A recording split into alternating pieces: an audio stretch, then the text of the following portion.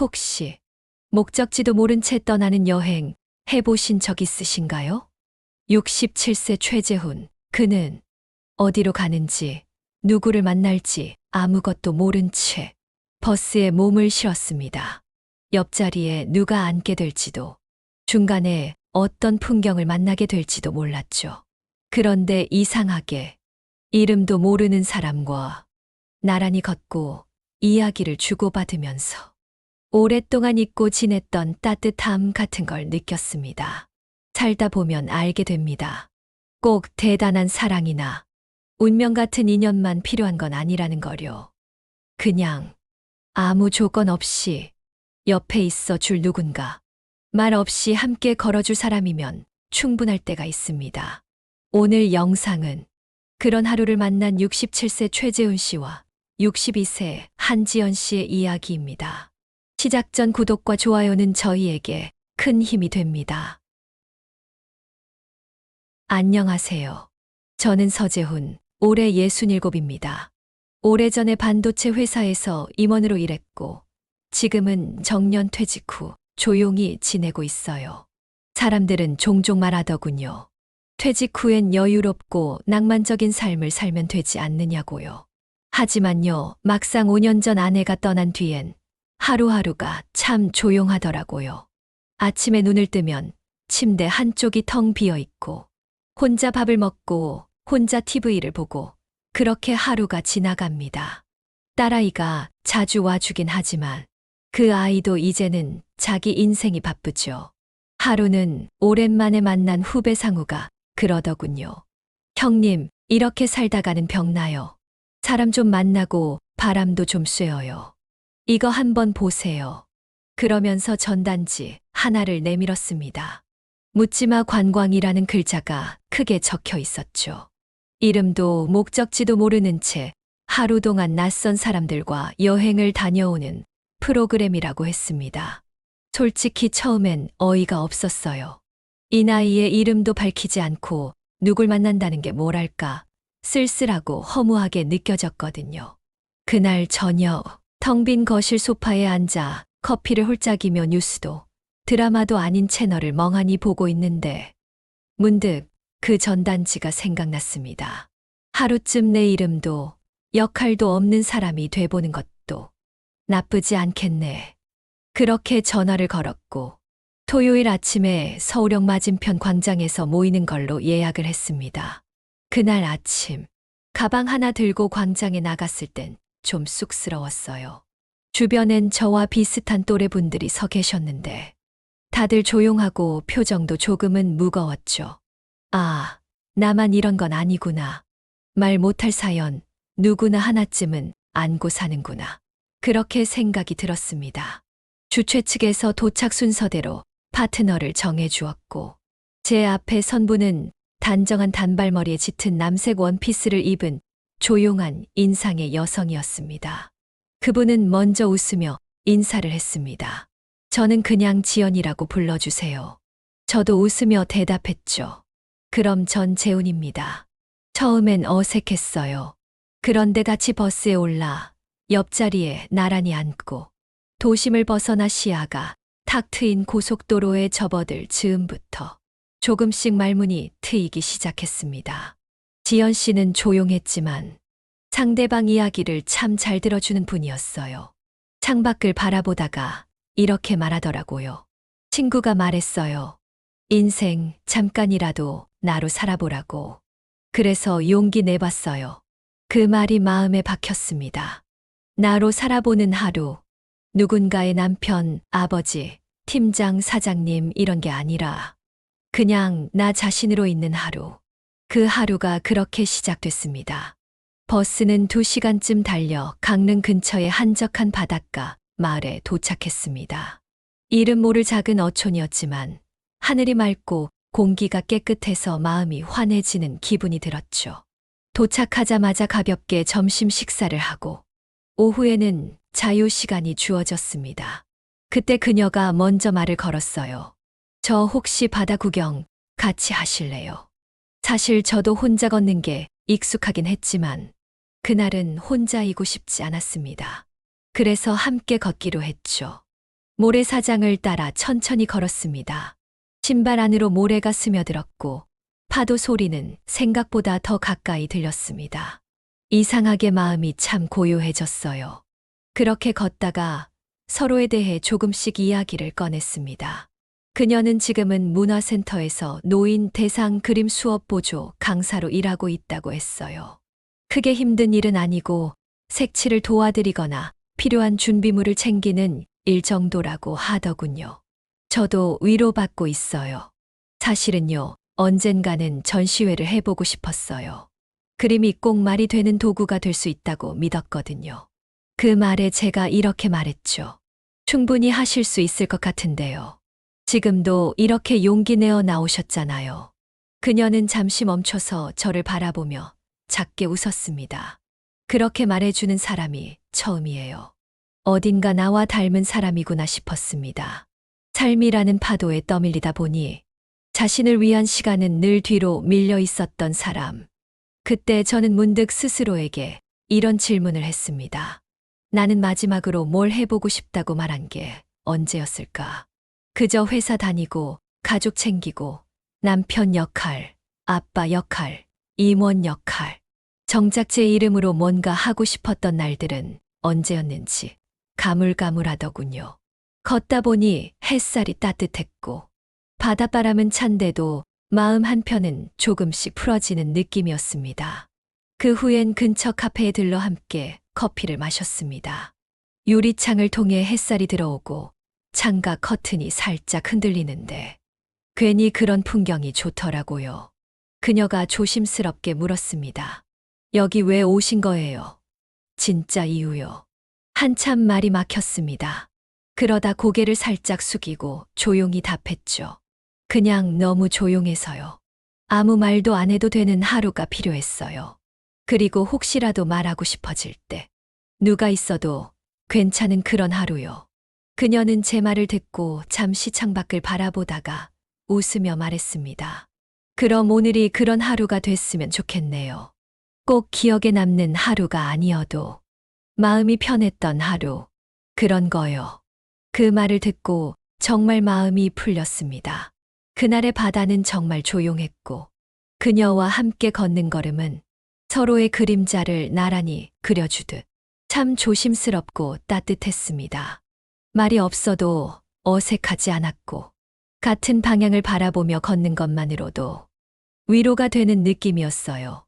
바닷가 마을은 해가 지자 금세 조용해졌습니다. 햇살은 붉은 노을이 되어 하늘을 채웠고 그 아래 모래사장은 노란 빛에서 붉은 빛으로 그리고 어둠으로 천천히 물들고 있었죠. 그날 저녁은 단체로 준비된 횟집에서 식사하는 시간이었어요. 길게 놓인 식탁에 일행들이 둘씩 짝지어 앉았습니다. 지연 씨와 저는 자연스럽게 마주보며 앉게 되었고요. 횟집 안은 시끌벅적했지만 우리 테이블은 이상하리만치 조용했어요. 서로 마주 앉아 조용히 국물도 뜨고 회도 한 점씩 천천히 집으며 대화를 이어갔습니다. 그녀가 문득 이렇게 묻더군요. 혼자 식사하는 거 익숙해지셨어요? 잠시 멈칫했습니다. 그 질문은 어쩌면 그 누구보다 제가 저 자신에게 자주 묻던 질문이었거든요. 처음엔 익숙해지면 편할 줄 알았어요. 근데 어느 날 문득 익숙해진다는 게 더 무섭더라고요. 그녀는 고개를 천천히 끄덕이며 말했죠. 그 마음 알 것 같아요. 그러고는 제 잔에 소주를 따라주었습니다. 천천히 조심스럽게 말이죠. 이건요, 오늘 잘 만나서 라는 의미로. 저도 따라 웃으며 그녀의 잔을 채웠습니다. 그럼 전 다시 만날 수 있을까 하는 희망으로요. 두 잔이 조용히 부딪혔습니다. 큰 소리는 아니었지만 그 순간만큼은 왠지 가슴속 어딘가가 부드럽게 울리는 느낌이었습니다. 식사를 마친 뒤 주최 측이 준비한 작은 바에 들렀습니다. 작은 카페처럼 꾸며진 곳에 조명도 잔잔했고 테이블마다 초가 하나씩 놓여 있었죠. 조용한 재즈 음악이 흘러나오고 참가자들은 저마다 커피나 와인을 마시며 서서히 마음을 풀어가는 분위기였습니다. 그녀와 저는 구석 자리에 앉아 와인 한 잔을 시켰습니다. 그녀는 와인잔을 두 손으로 감싸 쥐고 말했죠. 가끔 생각해요. 지금 이 삶이 정말 내가 원한 삶이었을까? 아니면 그냥 어쩌다 흘러온 결과일 뿐일까? 저도 같은 생각을 자주 했기에 그녀의 말이 낯설지 않았습니다. 저도 그래요. 뭐 대단한 인생 계획 같은 건 없었고 그냥 책임지고 버텨내다 보니까 여기까지 왔어요. 그녀는 잠시 웃다가 다시 잔을 들어 한 모금 마셨습니다. 그래도요. 저는 지금 그림 수업 도우면서 조금씩 생각이 달라졌어요. 전에는 꿈이 있었거든요. 전시회도 해보고 싶고 사람들에게 그림은 마음을 나누는 도구라고 이야기해 주고 싶었어요. 그 말에 저는 진심을 담아 말했습니다. 그 꿈 아직 늦지 않았어요. 아직 할 수 있잖아요. 그녀는 한참을 말없이 웃기만 했습니다. 그리고 아주 조용히 말했죠. 그렇게 말해주는 사람 처음이에요. 그 순간 음악이 살짝 바뀌었습니다. 느린 피아노 연주가 흐르기 시작했고 주최 측에서 안내 방송을 하더군요. 커플 댄스 타임이 준비되어 있습니다. 원하시는 분은 중앙 공간으로 나와주세요. 그녀는 조용히 자리에서 일어났습니다. 그리고 제게 손을 내밀며 말했죠. 춤 추실래요? 오늘이 아니면 또 언제 해보겠어요. 잠깐 망설였지만 그녀의 손을 잡았습니다. 그렇게 우리는 느린 음악에 맞춰 천천히, 정말 천천히 움직이기 시작했습니다. 처음엔 서툴고 어색했지만 그것조차도 괜찮았습니다. 누군가와 같은 음악에 맞춰 몸을 맡기고 같은 공간을 나누는 것. 그게 얼마나 오랜만인지 그 순간 깨달았어요. 아무 말 없이도 마음이 점점 가까워지고 있다는 걸 그 노을빛 저녁에 알 수 있었습니다. 춤을 마친 후에도 우리는 자리에 돌아와 한동안 말없이 와인을 마셨습니다. 조용한 공간, 은은한 조명, 그리고 와인잔 너머로 보이는 서로의 눈빛. 말을 하지 않아도 그 자리에 있던 모든 공기가 마음을 대신 전하고 있었습니다. 그녀가 먼저 입을 열었습니다. 사실은요, 남편이 쓰러진 지 오래됐어요. 벌써 7년째 요양원에 있거든요. 남편이 쓰러지기 전에 우린 이혼을 준비하고 있었어요. 저는 놀라 고개를 들었습니다. 그녀는 이어서 말했습니다. 조심스럽게 꺼낸 말이었지만 그 안엔 오랜 상처가 묻어 있었습니다. 수년간 우린 서로 다른 길을 걷고 있었거든요. 대화도 끊긴 지 오래였고 같은 집에 있어도 남보다 더 먼 느낌이었죠. 결국 이혼하기로 합의하고 별거 중이었는데 그런 와중에 남편이 쓰러졌어요. 의식은 있지만 말도 못하고 몸도 움직이지 못하는 상태가 됐어요. 저를 봐도 반응을 하진 않아요. 그래도 매주 가요. 책임감인지 가엾음인지 남편 곁을 떠날 수 없었고 그렇게 7년을 요양원을 오가며 살고 있어요. 그 말에 저는 아무 말도 할 수 없었습니다. 그녀의 조용한 미소 속에서 느껴졌던 그늘 같은 것들이 이해가 되기 시작했어요. 그녀는 조용히 창밖을 바라보며 말을 이었습니다. 솔직히 가끔은 너무 지쳐요. 그래서 정말 미안했지만 하루쯤은 나를 위해 살아보고 싶었어요. 누구의 아내도 보호자도 아닌 그냥 한 사람으로요. 그녀는 고개를 숙였습니다. 아무 말 없이 앉아있던 저는 조용히 고개를 끄덕였습니다. 아무런 판단도 없이 그저 그녀가 그동안 얼마나 외로웠을지를, 얼마나 무거운 책임을 홀로 견뎌왔을지를 조용히 마음속으로 느꼈습니다. 그녀는 한참 동안 말이 없었고 우리 사이엔 다시 조용한 시간이 흘렀습니다. 그런데 이상하게 그 침묵이 어색하지 않았습니다. 잠시 후 그녀가 조심스럽게 말했습니다.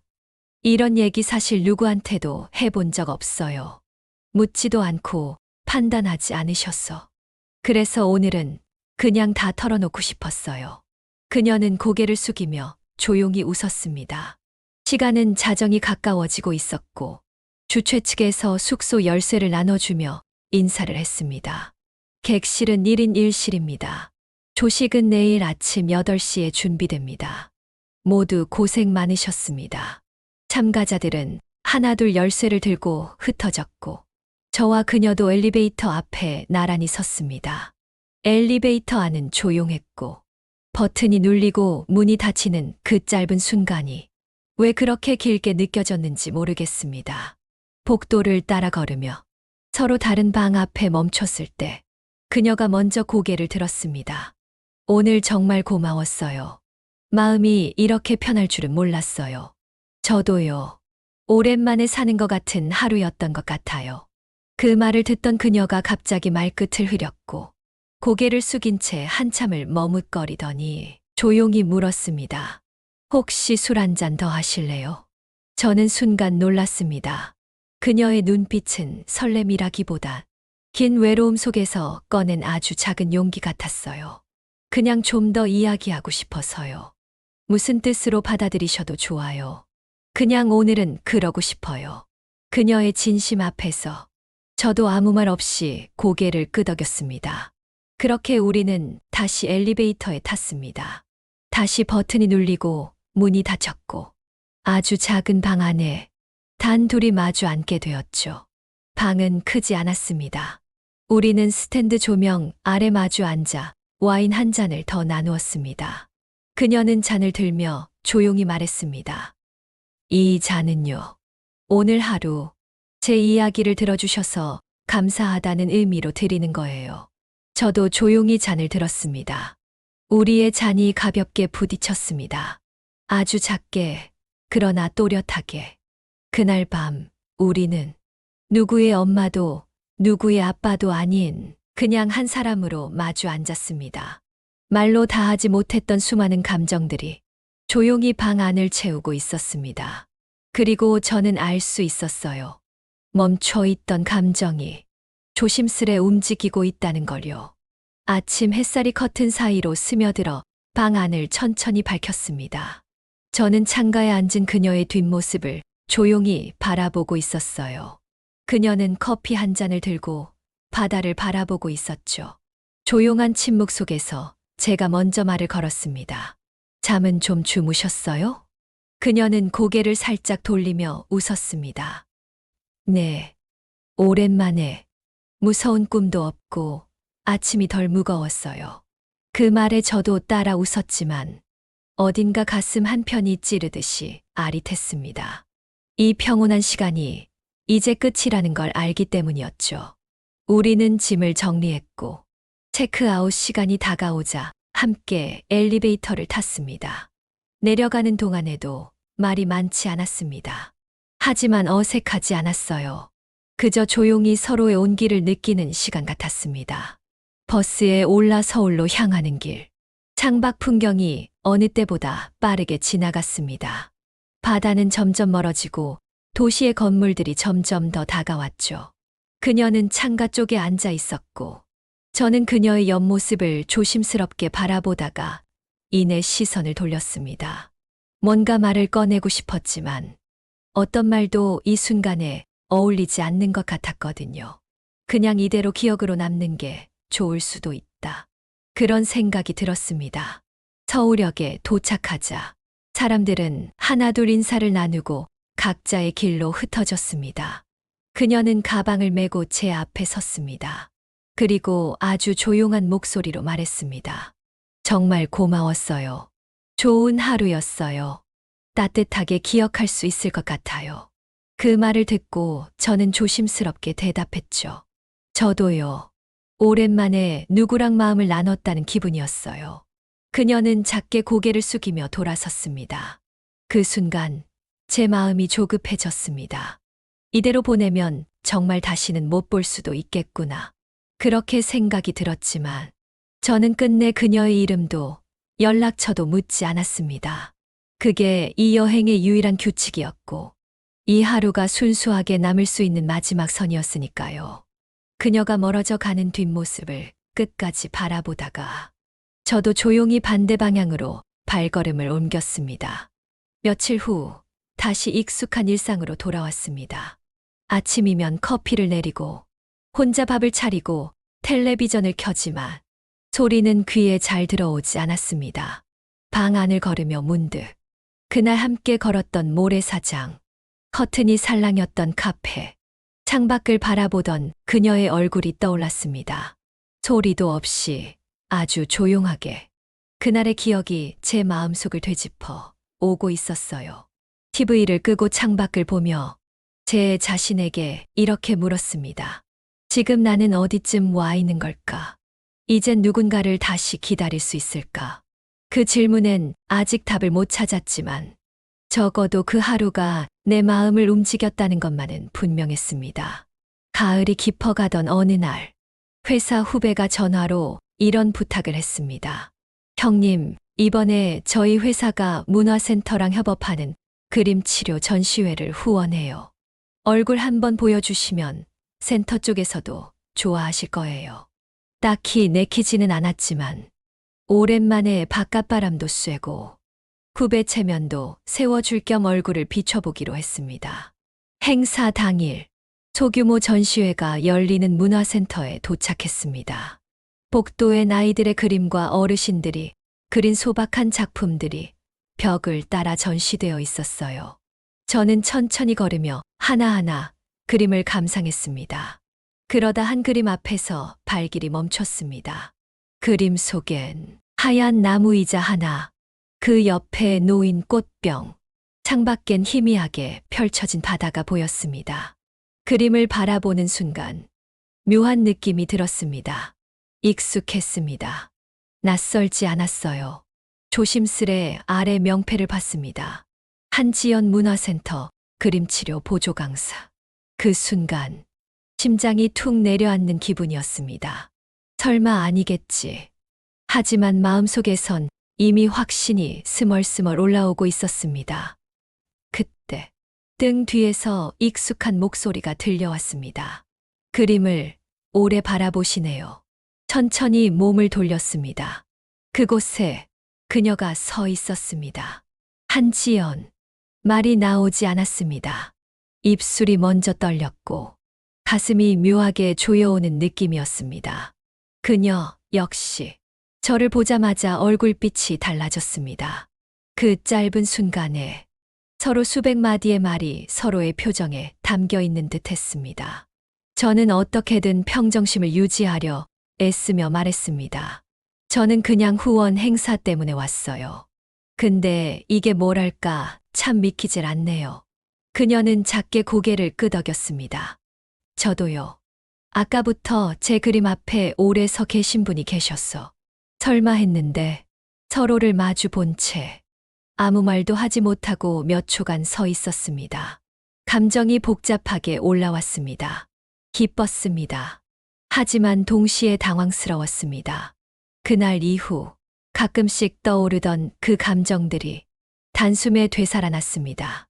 어색함을 뚫고 제가 먼저 물었습니다. 어떻게 지내셨어요? 그녀는 잠시 시선을 피하며 조용히 답했습니다.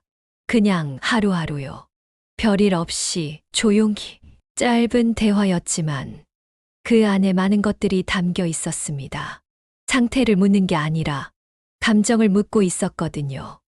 혹시 시간 괜찮으시면 잠깐 이야기 나눌 수 있을까요? 제 말에 그녀는 입술을 살짝 깨물었습니다. 망설임이 느껴졌지만 그녀는 조용히 고개를 끄덕였습니다. 문화센터 근처 조용한 카페. 창가 자리에 마주 앉았습니다. 햇살이 유리창을 스치고 커피향이 잔잔히 감도는 공간 속에서 두 사람은 조심스럽게 말문을 열었습니다. 지연 씨가 먼저 말했습니다.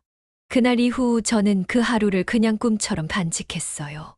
누구에게도 말하지 않았고 심지어 제 이름조차 다시 불릴 일이 없을 줄 알았거든요.